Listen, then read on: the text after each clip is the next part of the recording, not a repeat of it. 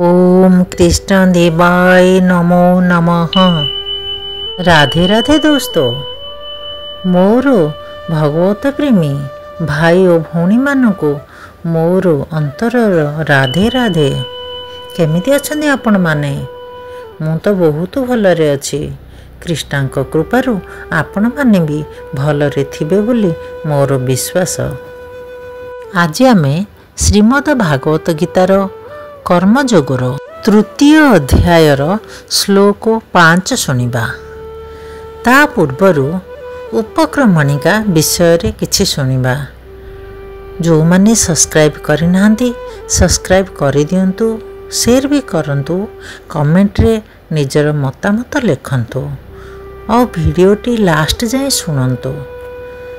एहा सुनिले आमको बहुत स्ट्रॉन्ग करि थाए और सबु विपदरु दूर हैला पर लागे। सेथिलागी ये भागवत गीता आपण मानक केमती लगुछि प्लीज कमेंट रे जणांतु। एबे चलंतु उपक्रमणिकार किछि सुनिबा। भगवत गीता रे पंचदश अध्याय षष्ठ श्लोक रे भगवान श्रीकृष्णकर परम धाम कथा कुहा जाई अछि। न तत् भासयते सूर्यो न शशांको न पावकः जद गत्वा न निर्बन्तते तद धाम परमं मम। मोर से परमधाम सूर्य चंद्र किंबा विद्युत द्वारा आलोकित हुए नहीं एवं जे सेठारे पहुँचे से आउ भौतिक जगत को फेरे नहीं। ए श्लोक रे से शाश्वत परब्योमर एक वर्णना दिया जाई अछि। अवश्य आम्भमानंकर आकाश संबंध रे एक भौतिक धारणा अछि एवं आम्भे माने आकाश संबंध रे भाबिले सूर्य चंद्र और तारा आदि कथा भाबु, किंतु ए श्लोक रे भगवान कहउछंती जे शाश्वत आकाश बा परब्योम रे सूर्य किंबा चंद्र किंबा कौनसी प्रकार अग्निर आवश्यकता नहीं, कारण ताहा भगवान को ठारू निगृत हेउथिबा उज्ज्वल किरण बा ब्रह्म ज्योति द्वारा सर्वदा आलोकित। आम्भे माने बहुत कष्ट स्वीकार करी अन्य ग्रह रे प्रवेश करिवार चेष्टा करुछु, किंतु भगवान कर परमधाम कथा बुझिबा कष्टकर नुहे। एही परमधाम को गोलोक कुहा जाए। ब्रह्म संहिता रे यह सुंदर भावरे वर्णना करा जाई अछि। राधे राधे दोस्तों, एबे आमे श्रीमद् भागवत गीतार तृतीय अध्यायर श्लोक 5 शुणिबा। श्लोक 5 न हि कश्चित् क्षणमपि जातु तिष्ठत्य कर्मकृत् कार्यते ह्यवशः कर्म सर्वः प्रकृति जगुणः। एहार अनुवाद, प्रकृतिजात गुण जोगु समस्ते कर्म करने बाध्य हुवंती, केही क्षणे सुधा कर्म न करी रही पारिब नाही।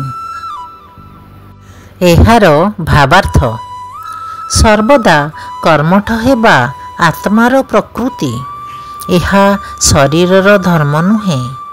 चिदात्मार उपस्थिति बिना ए जड़ शरीर चल प्रचल होई पारिब नाही। ए शरीर हेउछि एक मृतजान। आत्मा एहाकू कामरे लगाइबा निमित्त तैयारी होइछि। आत्मा सर्वदा कर्मठ, से क्षणे सुधा बंद होई रही पारिब नाही। तेणु से आत्मा कृष्ण चेतनारे कृष्ण कर्मरे नियुक्त हेबा उचित, नचेत एही माया शक्ति कबलित होई माया कर्मरे नियुक्त होई जीव। माया शक्तिर बा भूत प्रकृतिर संस्पर्शरे आसिले आत्मा भूत प्रकृतिर गुण लाभ करे। ତେଣୁ ଆତ୍ମାକୁ ଭୌତିକ ଦୋଷରୁ ମୁକ୍ତ କରିବା ନିମିତ୍ତ ତାହାକୁ ଶାସ୍ତ୍ରାନୁମୋଦିତ କର୍ମରେ ଲଗାଇବାକୁ ପଡ଼ିବ। ଯଦି ଆତ୍ମା ସ୍ୱଭାବତଃ କୃଷ୍ଣ ଚେତନାରେ କୃଷ୍ଣ କର୍ମରେ ନିଯୁକ୍ତ ହୋଇଯାଏ, ତାହା ହେଲେ ଖୁବ୍ ଭଲ। ଯାହା ସେ କରିବାକୁ ସକ୍ଷମ, ଯଦି ସେ ତାହା କୃଷ୍ଣ ଚେତନାରେ କରେ, ତାହା ହେଲେ ତାହା ଖୁବ୍ ଭଲ। ଶ୍ରୀମଦ ଭାଗବତରେ ଏକଥା କୁହାଯାଇଅଛି, ତକ୍ତ୍ୱା ସ୍ୱଧର୍ମଂ ଚରଣାମ୍ବୁଜଂ ହରେର୍ ଭଜନୋପକ୍ୱଥ ପତେତ୍ ତତୋ ଯଦି ଯତ୍ର କ୍ୱ ବାଭଦ୍ରଂ ଅଭୂତ୍ ଅମୁଷ୍ୟ କିଂ କୋ ବାର୍ଥ ଅପ୍ତୋ ଭଜତାଂ ସ୍ୱଧର୍ମତଃ। ଅର୍ଥାତ୍ ଯଦି କେହି ଶାସ୍ତ୍ର ନିର୍ଦ୍ଦେଶ ଅନୁଯାୟୀ କର୍ମ ନ କରି କିମ୍ବା ଠିକ୍ ଭାବରେ ଭକ୍ତିଯୋଗ ମାର୍ଗ ଅବଲମ୍ବନ ନ କରି କୃଷ୍ଣ ଚେତନା ଗ୍ରହଣ କରେ, ତାହା ହେଲେ କିଛି କ୍ଷତି ନାହିଁ। ସେ ଯଦି ଅଧୋପତିତ ହୁଏ, ତେବେ ବି କିଛି କ୍ଷତି ନାହିଁ। କିନ୍ତୁ ସେ ଯଦି କୃଷ୍ଣ ଚେତନଶୀଳ ନ ହୋଇ ବିଶୁଦ୍ଧ ହେବା ନିମିତ୍ତ ସମସ୍ତ ଶାସ୍ତ୍ରବିଧି ନିର୍ଦ୍ଦେଶ ଗ୍ରହଣ କରେ, ତାହା ହେଲେ ସେଥିରୁ କି ଫଳ? ତେଣୁ କୃଷ୍ଣ ଚେତନା ସ୍ତରରେ ପହଞ୍ଚିବା ନିମିତ୍ତ ସଂସ୍କାର କ୍ରିୟାର ଆବଶ୍ୟକତା ଅଛି। ସେଇଥିପାଇଁ ସନ୍ନ୍ୟାସ କିମ୍ବା ଯେକୌଣସି ପ୍ରକାର ସଂସ୍କାର କ୍ରିୟା କେବଳ ବ୍ୟକ୍ତିକୁ ଅନ୍ତିମ ଲକ୍ଷ୍ୟ କୃଷ୍ଣ ଚେତନା ଲାଭ କରିବା ନିମିତ୍ତ ସାହାଯ୍ୟ କରେ ମାତ୍ର। କିନ୍ତୁ ଏସବୁ ସତ୍ତ୍ୱେ ଯଦି ବ୍ୟକ୍ତି କୃଷ୍ଣ ଚେତନା ଲାଭ ନ କଲା, ତାହା ହେଲେ ସବୁ ବୃଥା ହୋଇଗଲା। ରାଧେ ରାଧେ ଦୋସ୍ତ। ଏବେ ଆମେ ଏହାର ପର ଭିଡ଼ିଓରେ ଶ୍ଲୋକ 6 ଶୁଣିବା। ଏବେ ମୁଁ ରହୁଛି। ରାଧେ ରାଧେ।